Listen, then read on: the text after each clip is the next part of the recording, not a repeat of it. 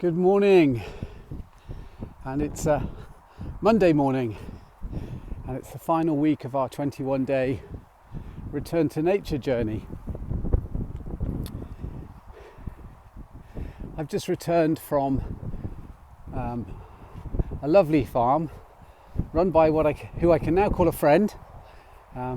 Ruth was a friend of a friend, my friend Pete Lawrence, who we're hosting the Campout2024 this year in just outside Monmouthshire, in a lovely farm called Three Pools near Abergavenny. Some of you might have heard of it, I don't know, but you can Google it, you can certainly check it out. I'll put links below this video. But Pete introduced me to Ruth, and Ruth hosted a small team of crew who are going to be helping us organise and hold the space for the summer. We're expecting about 250 people to Campout 2024 this year, and we went to look at the space, went to honour the space, and we also went to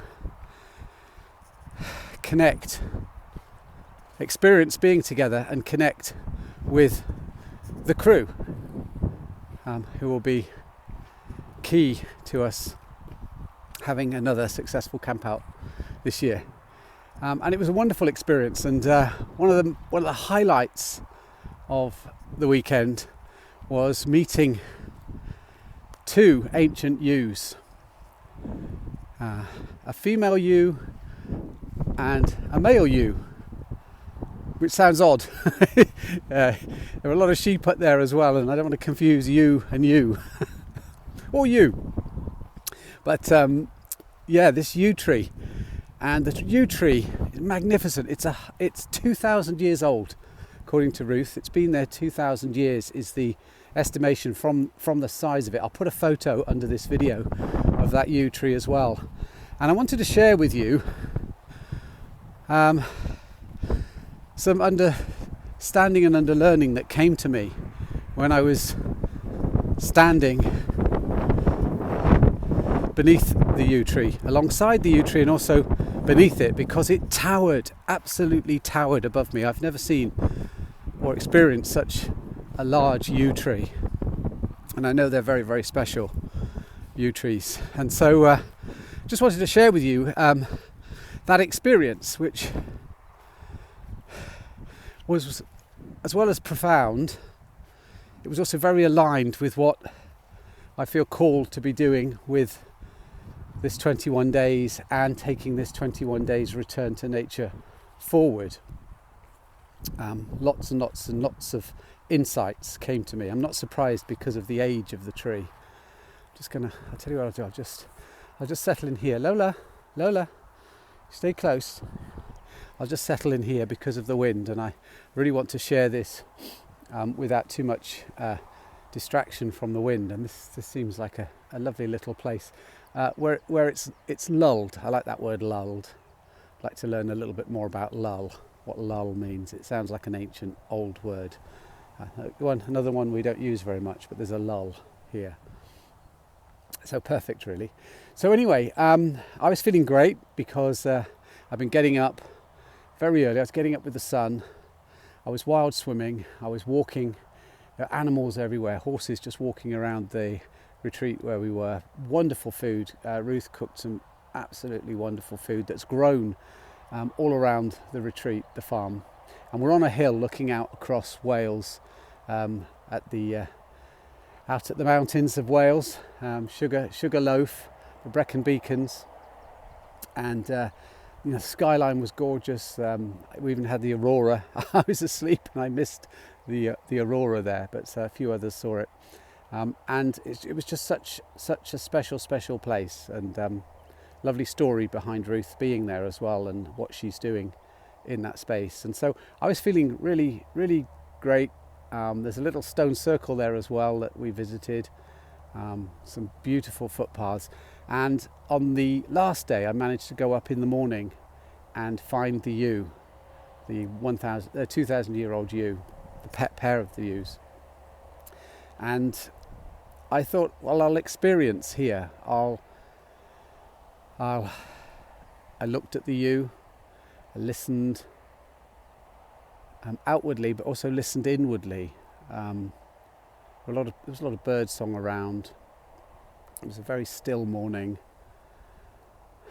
The bird song was very obvious, but there was an inner listening, and what I call an inner whisper. And it was around what I've been doing and sharing with you here, which was about this process, this path of experiencing first, getting into that state where the mind is quiet, the mind is resting, and just experiencing, just reaching out and touching nature, feeling the texture of nature. I was touching the bark of the tree and just feeling the tree, and doing that through my senses. So experiencing through the senses, breathing and experiencing through breath as well, to just bring me into that lovely state of being that I call natural mindfulness. And then connecting through the heart.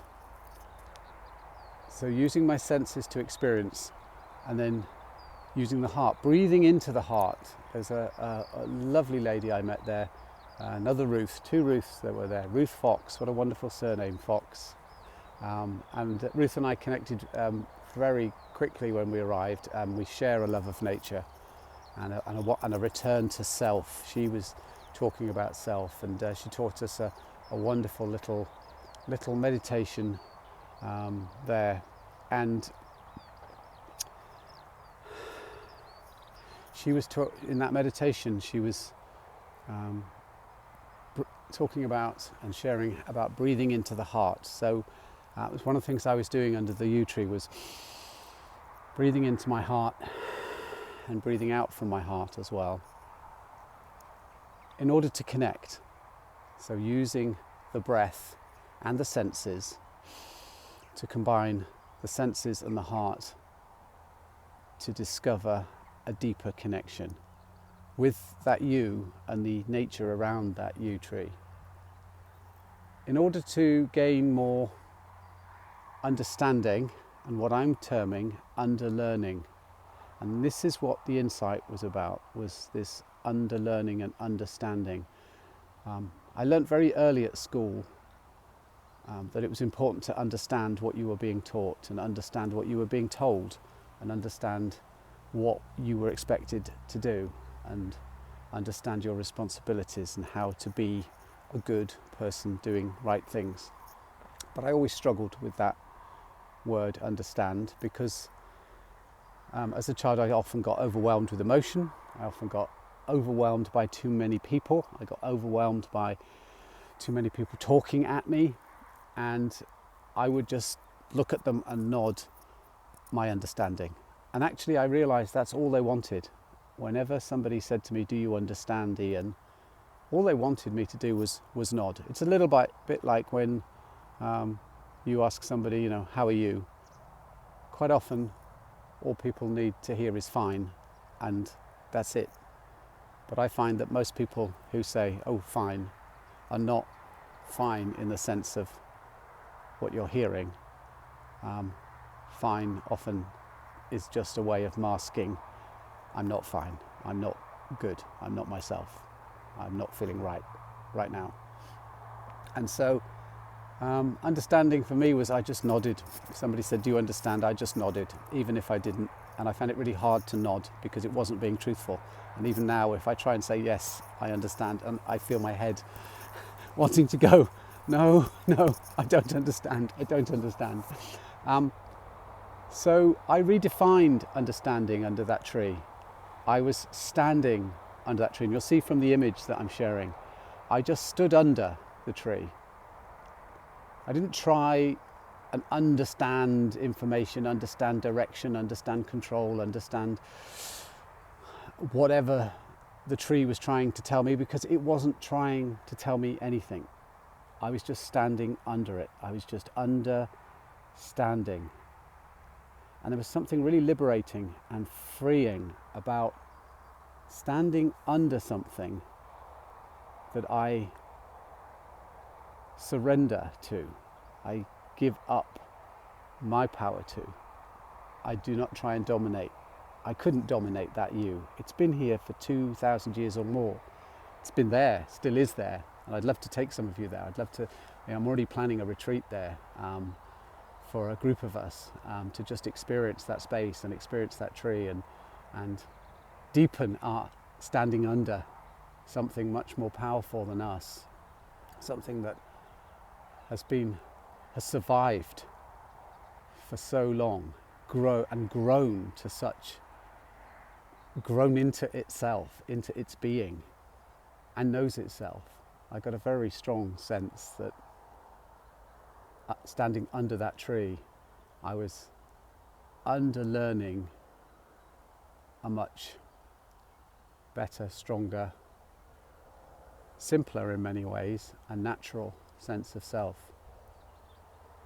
So I realized that this method of experiencing deeply, to connect deeply, and connecting deeply in order to understand, stand under, in order to underlearn, learn under such a magnificent natural being as the yew tree, and all this nature around us.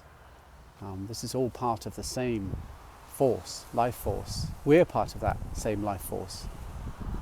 And with that underlearning, learning under that, is where those insights come. I'm absolutely certain of that now. That is where insights come. And sometimes the insights won't come in the moment. They won't come necessarily when you're standing in a park, or you're standing in your garden, or you're standing by an open window, or you're standing in order to underlearn and gain insight. Sometimes those insights won't come then. But there will be a sign that those insights are coming. There will be something you see, something you hear, something whispered to you, something you feel or sense. And it may not be a big, inspiring, overwhelming thing. It may just be a very small, quiet thing that just is a sign that insight is coming. Insight is coming to you, and all you need to do, is the same as all I needed to do, was just be open to that. Just be open to that new insight, and be patient and wait.